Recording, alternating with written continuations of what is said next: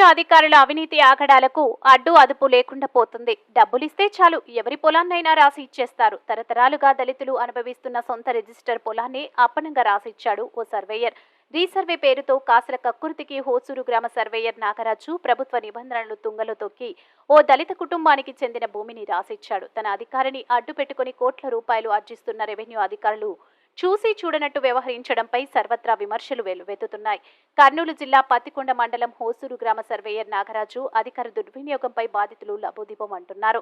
Surveyor Nagaraju అవినీతి శృతిమించడంతో హోసూరు గ్రామస్తులు విసుగు చెందుతున్నారు. ధనార్జన ధ్యేయంగా పనిచేస్తున్న నాగరాజు భూములు రీసర్వేను ఆసరగా చేసుకుని సొమ్ము చేసుకుంటున్నాడు. హోసూరు గ్రామానికి చెందిన దళిత సంచప్ప 3 ఎకరాల భూమిలోని 17 సెంట్ల భూమిని రీసర్వే పేరుతో మరొకరికి రాసిచ్చేశాడు. సర్వేయర్ నాగరాజు అవినీతి బట్టబయలు కావడంతో బాధితులు ఆందోళన చెందుతున్నారు. తమకు న్యాయం చేయాలని జిల్లా కలెక్టర్ సూచనకు మొరపెట్టుకున్నారు. 20 ఏళ్ల కిందట రిజిస్టర్ అయిన తను 3 ఎకరాల భూమిలోని 17 సెంట్ల భూమిని సర్వేయర్ నాగరాజు మరొకరికి ఎలా రాస్తారని బాధితులు ఆవేదన వ్యక్తం చేస్తున్నారు. తమకు జరిగిన అన్యాయంపై పత్తికొండ తహసీల్దార్కు విన్నవించుకున్నా పట్టించుకోకపోవడం లేదని బాధితులు చెబుతున్నారు. హోసూరు గ్రామంలో అవినీతికి పాల్పడుతున్న సర్వేయర్ నాగరాజుపై చర్యలు తీసుకోవాలని, తమ 3 ఎకరాల భూమి తమకు ఇచ్చేలా జిల్లా కలెక్టర్ చర్యలు తీసుకోవాలని బాధితులు కోరుతున్నారు. వ్యవసాయమే జీవనాధారంగా జీవించే తమకు ఇప్పటికైనా న్యాయం చేయాలని జిల్లా అధికారులను కోరడమైంది. నా పేరు మాల సంజీవ్ ప్రశాంత్, మాల సంజప్ప కుమారుణ్ణి. మాది హోసూరు. సో హోసూరులో మాకు గత 18 సంవత్సరాల నుంచి 3 ఎకరాల పొలంను సాగు చేసుకుంటున్నాము.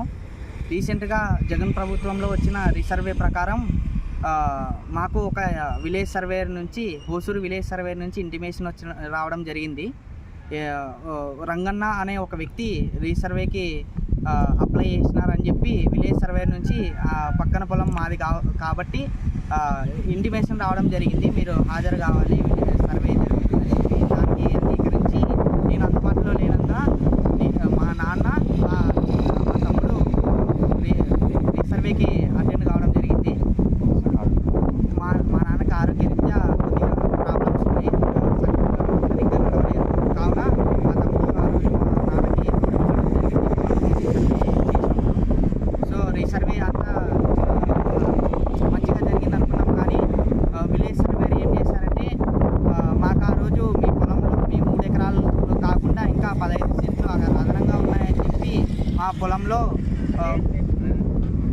17 సెంట్లు అదనంగా ఉన్నాయని చెప్పి మా డాడీకి చెప్పడంన మా డాడీ దానికి అంగీకరించి మా 3 ఎకరాలు మాకు ఉంచండి, మిగతా ఉన్న 17 సెంట్లు ఎగస్ట్రా ఉన్న భూమిని తీసుకోండి అని చెప్పడం జరిగింది. దానికి మేము అంగీకరించాము. సర్వే జరిగిన తర్వాత తెలిసింది ఏమంటే, విలేజ్ సర్వేయరు మరి ఇంకొంతమంది రెవెన్యూ అధికారులు ఈ రంగన్న అనే వ్యక్తితో కుమ్మక్కయ్యి మాకు చాలా అన్యాయం చేయడం జరిగింది. మా పొలంలో మా మంచి భూమిని 17 సెంట్లు రంగన్న అనే వ్యక్తికి విలేజ్ సర్వేయరు మరికొంతమంది రెవెన్యూ అధికారులు మాట్లాడుకొని అడ్జస్ట్ చేయడం జరిగింది.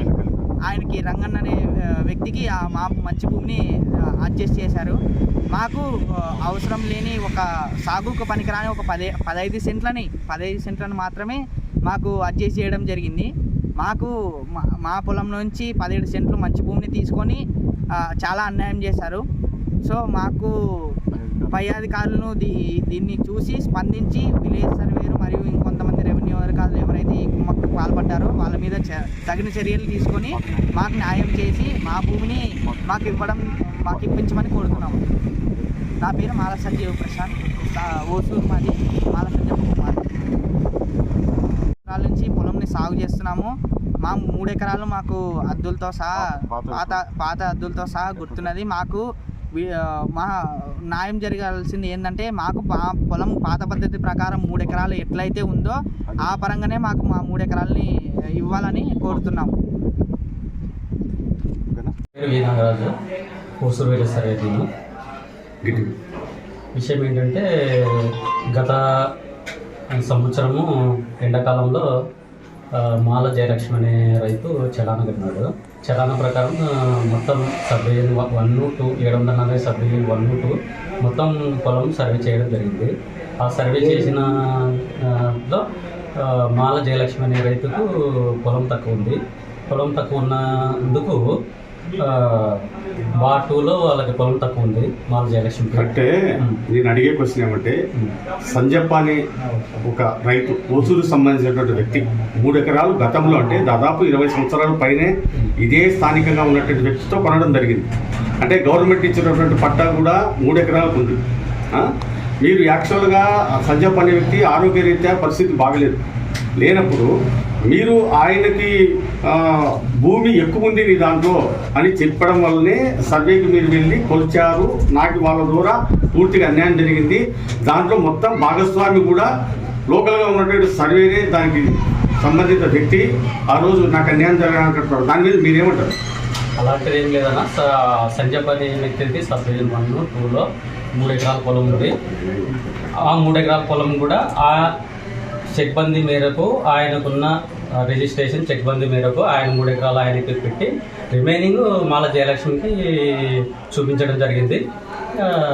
ఆ 3 ఎకరాలు వాళ్ళకి పెట్టి అంటే గతంలో కొన్న పద్ధతి ప్రకారము, పాత పద్ధతి ప్రకారము కాకుండా మీరు ఈతని పొలము వేరే వాళ్ళకి సర్ది వేరే వాళ్ళ పొలం ఈయనకి ఇస్తున్నారు. నాకు ఎందుకు మంచి పొలం పోగొట్టుకొని బాగలేని పొలం నేను ఎందుకు తీసుకుంటా?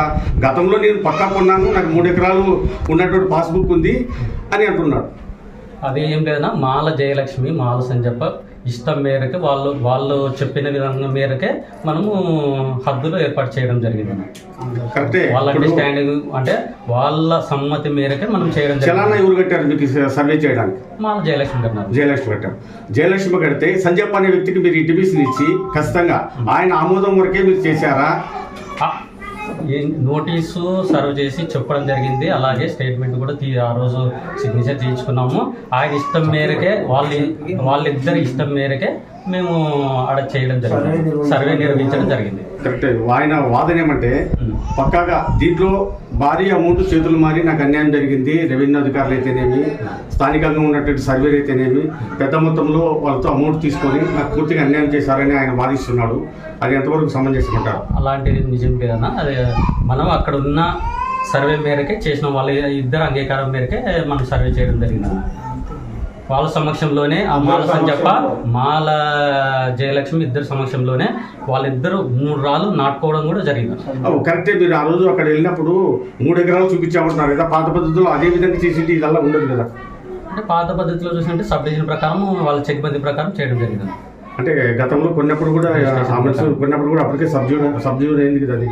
అంటే అప్పటికి అయింది కానీ సబ్ డివిజన్ ప్రకారం వీళ్ళు లేదంటావు. మరి ఇప్పుడు ప్రస్తుతానికి మీరు కొలిసిన తర్వాత 2-3 రోజుల తర్వాత కూడా సంజయ్ అనే వ్యక్తి మీకు కాల్ చేస్తే పొరపాటు జరిగింది నాది అని మీరు సెల్లో వాళ్ళ దగ్గర వాయిస్ రికార్డు పొరపాటు ఏం లేదు. మీ ఇద్దరు అంగీకారం వరకు చేసుకున్నారు కదా, ఒకవేళ మీరిద్దరు కలిసి అంగీకారం మేరకు ఎట్టుండే వాళ్ళు అట్లా ఉండొచ్చు అనేది కూడా చెప్పినాను. కరెక్టే. మీరు ఆ పొలంలోకి వెళ్ళి ఆ సమస్యని లేవదీయకుంటే ఈ సమస్య ఉండదు కదా. లోకల్గా ఉన్నటువంటి సర్వేలు ప్రజెంట్గా 2 వ్యక్తులు కూర్చోబెట్టుకొని 2 వ్యక్తులకి ఫస్ట్ వివరించిన తర్వాతనే మీరు అక్కడ ప్రతిపాదన అనేది స్టార్ట్ చేయాలి. ఇంకోటైనా దీని సమస్య గురించి ఎంఆర్ఓ సార్ దగ్గరికి విషయం పోయింది. మండల సర్వేలు కూడా వచ్చి రెఫర్ చేసినారు, ఆయన దగ్గర కూడా రిపోర్ట్ ఉంది. కరెక్టే. మీరు పొరపాటు జరిగిందని మీరు ఒప్పుకున్న వాయిస్ వాళ్ళ దగ్గర ఉంది. పొరపాటు ఏమి నేను అనలేదు, పొరపాటు ఏం లేదు. గతంలో మీరు ఒకవేళ ఇప్పుడు ఒప్పుకొని చేసుకున్నారు కదా, మరి ఒప్పుకొని మీరు గతంలో ఎట్లుంటామో అట్లా అంటే ఆ విధంగా కూడా ఉంటామని చెప్పినాను. మీరు ఇప్పుడు అంత అయిపోయిన తర్వాత మీరు ఒప్పుకుంటే అంటే అవతల వ్యక్తి ఎందుకు ఒప్పుకుంటారు చెప్పండి? ఇంకా అది వాళ్ళ ఇష్టం కాదు. వాళ్ళ అంగీకారం లేకుంటే మేము చేసేవాళ్ళం కాదు. దానికి సాక్షి ఉంటూ మన తలారి కూడా ఉన్నాడు. మీరు ఆ రోజు చేసి నెగ్లిజెన్సీ వల్లే వాళ్ళకి అన్యాయం జరిగిందని నేను అంటారు. మీరు దానికి ఏమంటారు? నెగ్లిజెన్సీ ఏం లేదన్నా, మేరకే చేసినాము. వాళ్ళని కరెక్ట్ గా ఆ రోజు విషయం ఆయనకి ఆరోగ్య పరిస్థితి బాగలేదు, ఆయనకి ఖచ్చితంగా నువ్వు వివరించడంలోనే రాంగ్ వివరించావని నేను చెప్తాను. ఎందుకంటే 3 ఎకరాల కంటే ఎక్కువ ఉందంటే ఆయన న్యాయంగా నాకు 3 ఎకరాలు చాలు కానీ మిగతా తీసుకునే ఉద్దేశంతోనే రీసర్వే ఒప్పుకున్నాడు తప్ప ఈ విధంగా మారుస్తే నేను ఒప్పుకోను అని అంటున్నాడు. లేదన్నా, ఆయనకి చెప్పే చేసినామన్నా. మా విఆర్ఏ కూడా ఉన్నాడు. ఆయనకి చెప్పి చేసింటే ఇంతవరకు మీడియాని ఆశ్రయించాల్సిన అవసరం ఉండదు కదా. ఏమో అది తెలియదు, మనకేం తెలియదు వాళ్ళ ఇంటర్నల్ పర్సనల్ విషయం. లోకల్ గా మీరు ఉన్నారు కాబట్టి మీరు 2 వర్గాలని మేము 2 వర్గాలకి ఆమోదయోగ్యంతోనే చేసామన్నా. సర్వేకి అయితే నీకైతే ఎంఆర్ఓ గారికి అందరికి ముట్టింది అంటున్నారు, బయట టాక్ ఉంది. దాని మీద మీరేమంటారు? అది వాస్తవం కాదు. వాళ్ళు ఏదో పుట్టించుకుంటున్నారు కానీ అంటే అవతల అమౌంట్ తీసుకొని నాకు అన్యాయం చేశాడని వాళ్ళ వాదన. లేదు, అట్లాంటి ఏం లేదు.